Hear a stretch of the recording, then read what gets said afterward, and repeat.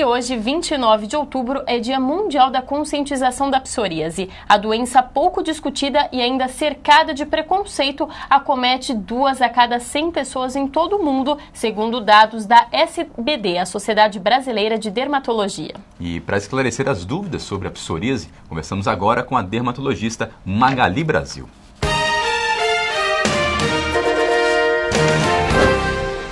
Bom dia, doutora. Bom dia. Bom dia, doutora. Tudo bem? Doutora, então hoje é o Dia Mundial da Conscientização contra a Psoríase, mas vamos explicar, para os telespectadores o que é a psoríase.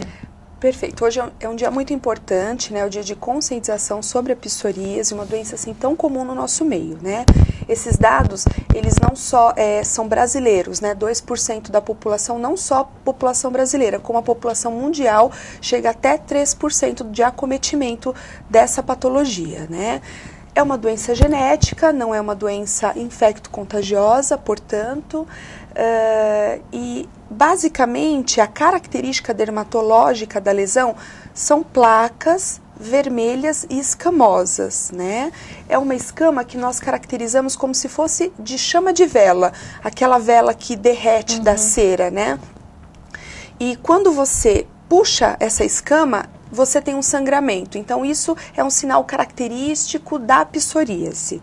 Ela comete principalmente regiões extensoras, como cotovelos, joelhos, região nucal, E, apesar de não ter cura, existe um tratamento adequado para cada estágio da doença. Como é que seria esse tratamento, doutora? Só para a gente ter ideia. Bom, a gente vê tem imagens agora, Isso nós chamamos de psoríase gutata, existem vários tipos de psoríase, a vulgar, a gutata, como essa, por exemplo. São placas, são manchas vermelhas e escamosas, Se você for olhar esse paciente de perto, você vai ver que tem uma escama branca bastante aderente, que quando você puxa essa escama, você tem um sangramento. E ele sente dor, doutora? Não sente dor.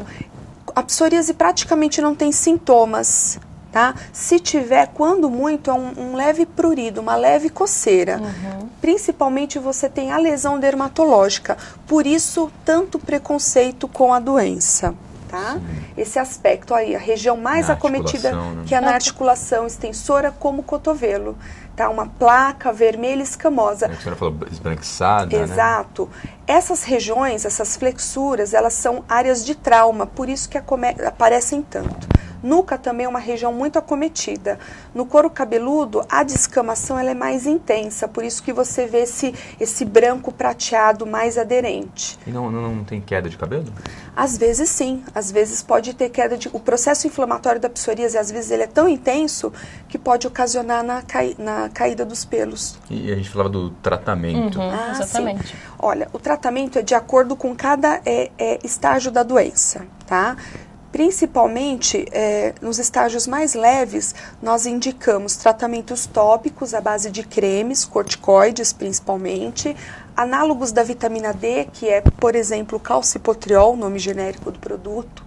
O acometimento ungueal, interessante, Simula uma micose de unha, E muitas vezes o paciente, olha, eu estou com uma micose, doutora, mas na verdade é o início da psoríase. Ela pode começar pelos dedos, pelas unhas. Mesmo não tendo sintomas, eles acabam se confundindo com outras doenças. Sim, existem algumas doenças autoimunes, como a psoríase, a alopecia areata, cuja o aparecimento inicial é pelas unhas. Você tem pontinhos, assim, depressões na unha, depois ela fica amarela e descola. E no caso é a psoríase e não uma micose, Aí o acometimento palmoplantar da psoríase, Ela pode acometer palmas e plantas. Essa é um outro tipo de psoríase. Então tem psoríase vulgar, psoríase gutata, tem a palmoplantar, tem a psoríase eritrodérmica e outras. Doutora, a gente comentou da descamação da pele, Mas o que desencadeia isso? Bom, então assim, falando da bioquímica, do processo da psoríase, o nosso organismo, ele começa a produzir anticorpos contra as células da epiderme, que são as camadas da pele, a camada superficial da pele. Então, é um desajuste genético no qual leva à produção de anticorpos, ao invés de combater uma bactéria, um fungo, um vírus, ele vai e combate a própria célula do organismo. Nós temos várias outras doenças que têm esse mesmo perfil, que nós chamamos de doenças autoimunes. Porém, no caso, a psoríase, ela combate as células da epiderme. Outras doenças, como por exemplo a alopecia areata, ela combate o fio de cabelo, então o cabelo cai. O anticorpo vai contra o fio de cabelo, entendeu? Bom, a senhora comentou que é muito difícil diagnosticar essa doença porque ela não tem sintomas. Mas deve ter uma maneira de identificar. Sim. Na verdade, eu não considero uma doença de difícil diagnóstico, tá? O dermatologista treinado, ele bate o olho, ele consegue identificar a lesão. Em alguns casos, nós precisamos de métodos complementares, como, por exemplo, a biópsia de pele, no qual nós removemos um pedaço minúsculo da pele, mandamos para um laboratório, um patologista analisa aquela pele e consegue dar o diagnóstico de certeza. Isso em casos de dúvida. Mas na maioria das vezes nós não precisamos desse método, porque a característica da psoríase ela é muito clara, é uma placa vermelha, escamosa, com pouca coceira. Normalmente se assemelha àquela primeira imagem que a gente viu das costas, que são várias bolinhas, vamos chamar assim. A imagem mais característica da psoríase é aquela do cotovelo. A do cotovelo é a mais comum, então. A mais comum é a do cotovelo, tá bom? O tratamento, então, como eu estava falando, é tópico à base de cremes, com corticoide, análogos da vitamina D. Nós temos também que usar muito hidratante, tá? No local é importante que o paciente hidrate muito bem a pele. Beba muita água, tá? E o melhor de tudo, tomar sol. A psoríase é uma das poucas doenças no qual o dermatologista ele estimula a exposição solar. Lógico que é uma exposição solar controlada, né? Mais ou menos 15, 20 minutos ao dia, com pomadas e cremes no local da psoríase. E tem gente que acha que o sol vai atrapalhar, prejudicar o tratamento. É o contrário. Nesse caso é o contrário. Assim como no vitiligo também, que são as manchas brancas, nós estimulamos também a exposição solar. Existe um outro tratamento para pessoas que não têm disponibilidade para tomar sol, que é a fototerapia. A fototerapia é o tratamento que nós chamamos de gold standard. Por quê? O paciente ele fica exposto exclusivamente àquela radiação, aquele feixe de radiação solar que faz bem para a pele. É uma máquina de radiação ultravioleta que ajuda a diminuir o processo inflamatório da pele e diminuir a produção desses anticorpos que estão agredindo a pele. É o melhor tratamento que existe para a psoríase. E não tem cura, né, doutora? Não tem cura, mas os métodos hoje em dia de tratamento, eles conseguem controlar a doença a tal ponto de que ele fica estabilizado. Doutora, a gente estava até conversando nos bastidores, né? A psoríase está muito ligada ao emocional da pessoa, né? Exatamente. Então, assim, a doença, apesar de ser genética, ela sofre bastante contribuição do sistema emocional, das emoções do paciente, tá? Então, muitas vezes nós pedimos tratamentos complementares, como, por exemplo, um psicólogo, uma acupuntura, ter um hobby, alguma válvula de escape. Porque é certeza de que o lado emocional contribui para a piora das lesões de psoríase. Mas a causa real dela não existe. Pode contribuir, mas a causa real... A causa é genética. Genética. É genética, é uma alteração genética levando à produção exagerada de anticorpos contra a nossa pele. E a pessoa só vai descobrir se tem ou não a psoríase quando aparecer na pele. Isso. Não tem como descobrir antes. Não tem como descobrir antes. Essas lesões pequenininhas que nós vimos nas costas, que é a psoríase gutata, ela comete principalmente crianças mais jovens, crianças, né, pessoas mais jovens, e principalmente após infecções do trato respiratório. Aquela psoríase que nós vimos no couro cabeludo, no cotovelo, no joelho, ela comete pessoas mais velhas, terceira, quarta idade, quarta década de vida, principalmente. E como está ligado ao emocional, então, numa crise de estresse, por exemplo, as manchinhas podem aparecer? Podem aparecer, exatamente. Então, nós não fazemos nenhum teste genético para saber por antecipação se a pessoa tem ou não tendência a ter a psoríase.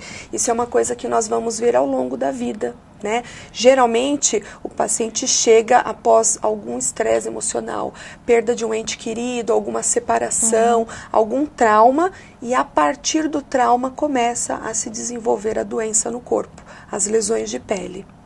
Tá? No caso, quem adquire essa doença num nível mais baixo, de repente ela, ao envelhecer, vai piorando? Não necessariamente. Alguns casos sim, outros não. O que é importante é o paciente procurar ajuda médica assim que aparecem as primeiras lesões, porque o médico vai saber exatamente em qual estágio a doença se encontra para indicar o tratamento ideal. Seja a base de produtos tópicos, medicamentos por via oral existem, medicamentos por via injetável existem, e às vezes esse tratamento nós conseguimos inclusive na rede pública. Então o paciente tem que buscar ajuda médica e de preferência um dermatologista da Sociedade Brasileira de Dermatologia. E por ser uma doença genética, ela pode passar de pai para filho, doutor? Pode. Então, assim, na prática clínica, nós observamos que é mais comum você fazer o diagnóstico de psoríase em pessoas que você tem antecedentes familiares. Faz parte do questionário nós perguntarmos a respeito dos antecedentes familiares. Um pai, um tio, um avô, é muito comum. Certo. E qualquer profissional de saúde, qualquer médico, até mesmo da rede básica, pode já indicar a medicação? Depende. Para distribuição pública, né? É muito complicado para o médico generalista fazer o diagnóstico e o tratamento. Eu acredito que o generalista ele consiga suspeitar, levantar a hipótese, mas para o tratamento é mais aconselhável um dermatologista especializado, porque existem várias nuances dessa doença, várias nuances do tratamento que só o especialista consegue desenvolver. Tá bom? Principalmente porque existem algumas coisas que o paciente deve evitar, como, por exemplo, o uso de anti-inflamatórios, uso de corticoides por via oral, comprimidos de corticoide. Não existe nenhuma vacina para a doença e é muito comum a automedicação em farmácias, com medicamentos à base de corticoides injetáveis, levando à piora posterior da doença. Então, é mais indicado que ele procure a ajuda de um médico dermatologista especializado.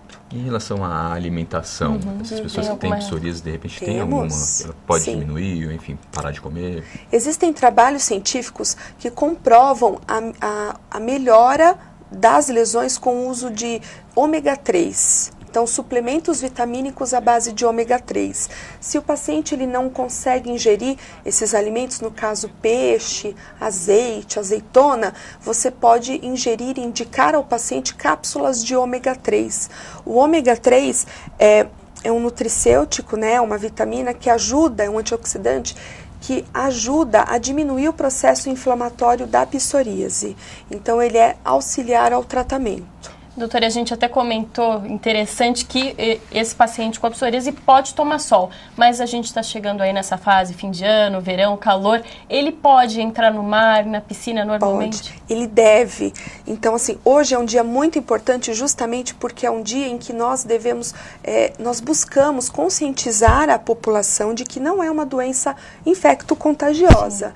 Então, esse paciente, ele tem que ter a vida dele normal, ele tem que frequentar uma praia, uma piscina, ele tem que se divertir, isso faz parte do tratamento, justamente para melhorar o lado emocional e diminuir o efeito emocional sobre a pele. E normalmente ele se priva disso por vergonha, né? A questão do preconceito que a gente comentou. Exato, esse preconceito no qual as pessoas veem as lesões de pele, né? Essas lesões que a gente acabou de mostrar, e as pessoas têm medo de dar a mão, de encostar. Entendeu? Então isso vai deixando a pessoa cada vez mais deprimida, vai deixando ela cada vez mais num casulo, e ela piora o lado emocional, piora o lado dermatológico. Então hoje é um dia para derrubar mitos, justamente para esse paciente ter uma melhor qualidade de vida e melhorar as suas lesões de pele. Doutor, o nosso diretor assoprou aqui no nosso ouvido que alguns médicos recomendam, a gente não sabe se esse nome está correto, é metotrexate. Exato. E ele perguntou o que a senhora acha dessa medicação. Eu acho maravilhosa, porém, assim, é uma medicação que o médico dermatologista tem que acompanhar o paciente, porque ele tem que fazer uma série de exames para usar esse medicamento. Não é para qualquer tipo de psoríase, é uma psoríase em placas ou uma psoríase eritrodérmica, estágios mais avançados, é um biológico esse medicamento, ele é imunomodulador, ele diminui as células, os anticorpos, agindo sobre a pele. Porém, de certa forma, ele deixa a pessoa imunossuprimida, ou seja, ele deixa ela suscetível a outras infecções de pele. Por isso, a importância do monitoramento médico. Outro detalhe dessa medicação, ele é muito, digamos, forte para o fígado. Falando de uma maneira mais simples, né? Então, assim, ele precisa fazer exames antes, principalmente função hepática, né? Saber como é que aquele fígado está antes de se prescrever essa medicação e fazer um acompanhamento a cada 2 a 4 meses dessa função hepática após a introdução do medicamento e também da função do rim, para ver se está conseguindo excretar esse medicamento da maneira correta. E justamente monitorar as outras infecções oportunistas, né? Logo, já que o sistema imunológico vai estar suprimido, né? Então ele pode ficar suscetível a outras infecções, infecções pulmonares, respiratórias, no caso, infecções de pele. Então precisa de um monitoramento médico, mas é uma medicação sensacional. Mas uma vez controlada a doença, ela pode voltar? Uma intensidade maior? Ou... Pode voltar sim, principalmente nesses desajustes emocionais, né? Suspensão do tratamento, né? Tem paciente que infelizmente ele fica cansado de tratar, ele se cansa de ter a doença, daquele estigma da doença e ele abandona o tratamento. E geralmente a doença evolui e volta a aparecer novamente. E em quanto tempo a gente consegue controlar a psoríase? Depende também de pessoa para pessoa? Pessoa para pessoa, mas em média 4 meses é um tempo em que você sabe se aquele tratamento tá indo bem ou se você tem que usar outra estratégia terapêutica. E as manchas somem completamente? Somem. Sem nenhuma cicatriz? Né? Às vezes algumas manchinhas brancas residuais, porém com o tempo, se a gente conseguir controlar, manter aquele tratamento, até essa manchinha branca some.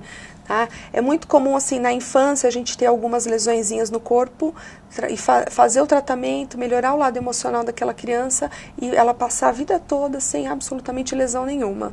Falando em preconceito, voltando a falar de preconceito, qual é o papel da família nessa questão? Total, é a base, é o alicerce de tudo, né? Então, assim, uma mãe que apoia aquela criança, uma esposa que apoia aquele marido, né? É fundamental. São os psicólogos do lar, tem que ter o apoio familiar, é fundamental. Então, para encerrar, doutora, a dica agora é tomar sol, lógico, com os cuidados e aproveitar essa fase de calor, né?